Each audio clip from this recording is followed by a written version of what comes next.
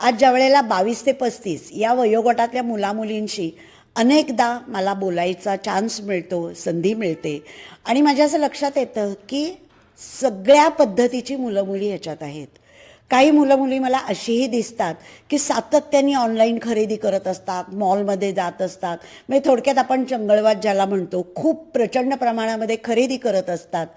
त्या पैशातला विचारच नसतो की आपण हा खर्च करायचा की नाही, गरज आहे का या वस्तूची आपल्याला, असाही ते विचार करत नाहीत. आणि त्याच वेळेला दुसरी एक पिढी मला अशीही दिसते, त्यांच्यातलीच त्याच पिढीतली मुलं मुली अशी दिसतात की जी टिश्यू पेपरसुद्धा वापरत नाहीत, की त्याच्यासाठी झाडं कापली जातात.